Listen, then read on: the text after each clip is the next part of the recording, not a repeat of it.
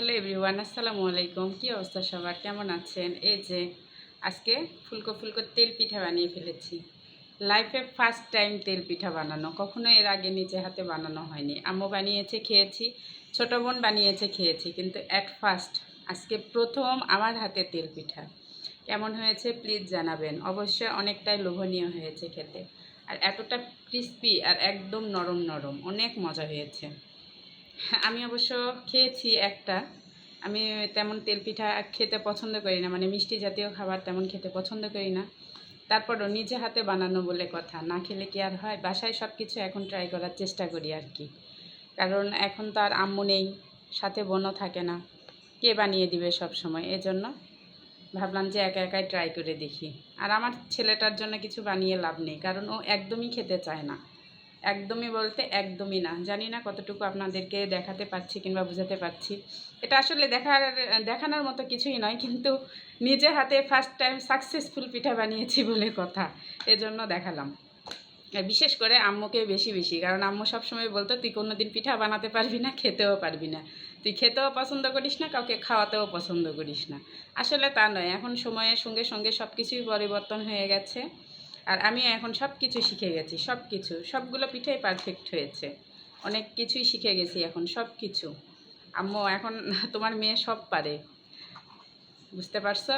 এখন আর আম্মু কখন বানিয়ে দিবে, অদিতি কখন বানিয়ে দিবে সে অপেক্ষায় থাকি না। দুপুরবেলা ঘুমাইছিলাম, ঘুমের মধ্যে থেকে মনে হচ্ছিল যে বিকালবেলা একটু তেল পিঠা খেলে ভালো লাগবে।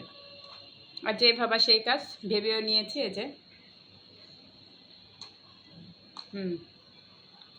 মজা আছে অনেক, যদিও বা আমার পছন্দ নয়, তারপরও নিজে হাতে তৈরি করেছি বলে কথা, ভালো তো লাগতেই হবে।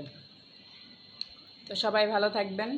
আর আমার মতো এরকমভাবে পিঠা ফার্স্ট টাইম কে কে বানিয়েছেন প্লিজ কমেন্ট করে জানাবেন। সত্যি নিজে হাতে কিছু বানিয়ে খাওয়ার যে এত বেশি মজা, আজকে না বানালে তা বুঝতে পারতাম না। সব সময় বানাই আর কি, এখন যেহেতু বাসায় চলে এসেছি, নিজের একটা সংসার, সব কিছুই বানানো হয়, তারপরও নিজের মধ্যে একটা প্রাপ্তি আলাদা।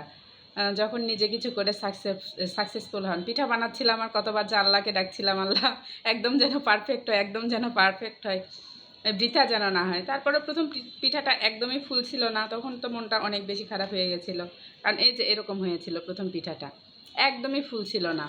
এত বেশি খারাপ লাগছিল যে প্রথম একটা কাজ করলাম আর তারপরে এই যে সাকসেসফুল হতে পারলাম না। তারপরে মাশাআল্লাহ এই যে এরকম সব পিঠাগুলাই এত সুন্দর হয়েছে, ফুলকো ফুলকো, সবগুলোই ফুলকো ফুলকো হয়েছে।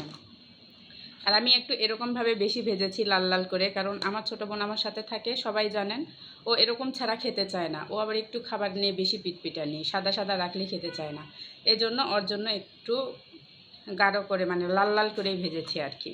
তো সবাই ভালো থাকবেন। আর আমার এই পিঠা বানানো দেখে যাদের যাদের খেতে ইচ্ছা করছে, একা একা ট্রাই করে দেখবেন, কোনো কাজই আসলে কঠিন নয়, ট্রাই করলে সব কাজই সোজা। করে দেখতে পারেন সবাই। আসসালামু আলাইকুম সবাইকে, সবাই ভালো থাকবেন, আমার জন্য সবাই দোয়া করবেন।